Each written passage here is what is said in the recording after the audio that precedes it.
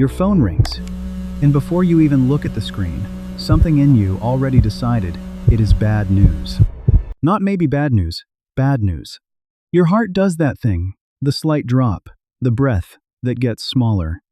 The brain that has already started building the story of what is about to go wrong before you have a single piece of evidence that anything is wrong at all. You pick up. It is nothing. Someone asking about dinner plans, a friend checking in, a completely ordinary call. And you put the phone down and feel slightly ridiculous.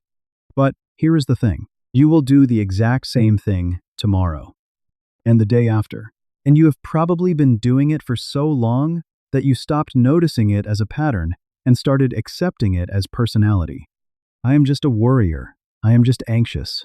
I am just someone who thinks too much. But what if none of that is true? What if the worst-case scenario brain is not a personality trait at all? What if it is a protection system, built specifically for you, by your history, running a program that was written before you were old enough to question it? Stay with me, because what I am about to tell you about your own brain, you have never heard explained this way. And sign number 3 of why this happens, most people never connect it back to where it actually started. Let me start with what is actually happening inside your brain when the worst-case scenario arrives. There is a part of your brain called the amygdala. Think of it as your brain's alarm system. Its entire job is to scan the environment for danger and fire a warning before your conscious mind has time to assess whether the danger is real.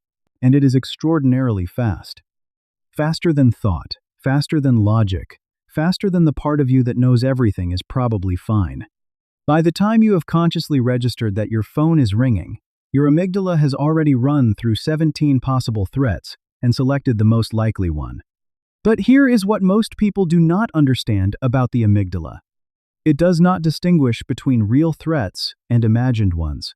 It responds to the thought of danger exactly the same way it responds to actual danger. The heart rate increase, the shallow breathing, the stomach drop, the narrowing of focus. All of it produced by a thought, not a reality. Your body genuinely cannot tell the difference between something that is happening and something your brain decided might happen. And this is where it gets interesting. Because most people assume that worst-case thinking is irrational, that it is a malfunction, that a healthy brain would simply not do this. But that is completely wrong. Worst-case scenario thinking is not a malfunction. It is one of the most sophisticated survival tools the human brain has ever developed. Here is what I mean. Your brain has one priority above everything else, above happiness, above logic, above accuracy: safety. And the safest brain is not the one that assumes everything will be fine.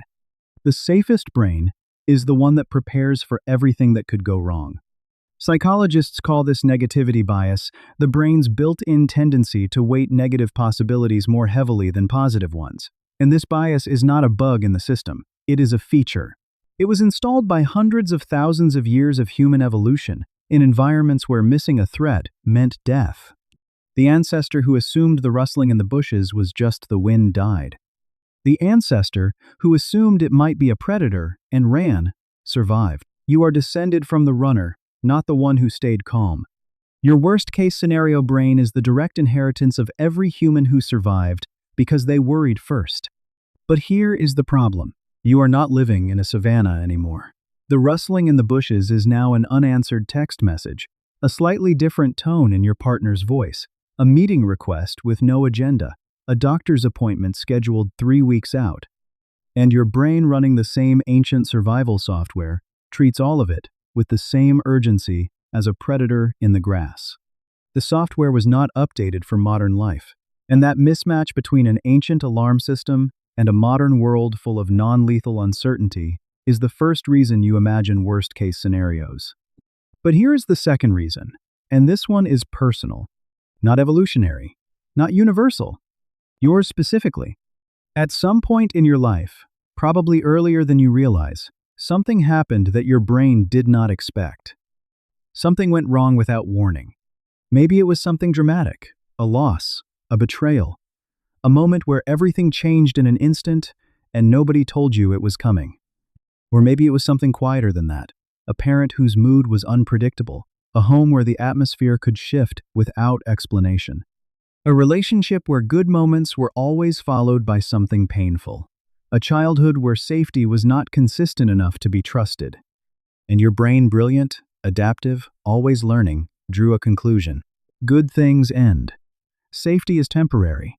When things feel fine, it usually means something bad has not arrived yet. And so it started scanning. Not because you chose anxiety, not because you are broken, but because your nervous system received enough evidence that danger arrives unexpectedly and decided that the safest response was to expect it first. The worst-case scenario imagination is not pessimism. It is a very old, very loyal, very exhausting attempt to never be caught off guard again. Now here is the third layer, the one I told you most people never connect back to where it actually started. Think about the specific situations that trigger your worst-case thinking the most. Not all situations equally. Specific ones. Waiting for someone to reply. The moment before a difficult conversation. The gap between sending something important and receiving a response. A period of things going unexpectedly well. Notice anything about that last one? For many people who imagine worst-case scenarios, one of the most anxiety-producing situations is when things are going right. Not when things are difficult, when things are good. Because somewhere in the history that shaped your nervous system good was followed by loss often enough that your brain learned to treat happiness as a warning sign. The technical term for this is foreboding joy, a concept identified by researcher Brené Brown, describing the specific experience of being unable to feel positive emotions without simultaneously scanning for what is about to take them. You cannot enjoy the good moment because your brain is already preparing for the end of it. You cannot receive the good news without waiting for the catch. You cannot trust the calm without listening for what is underneath it. And this specific experience of joy, arriving already shadowed by dread, is one of the clearest signs that your worst-case scenario thinking is not about the present situation at all. It is about every situation that came before it where the good thing did not last. Your worst-case scenario brain is not your enemy.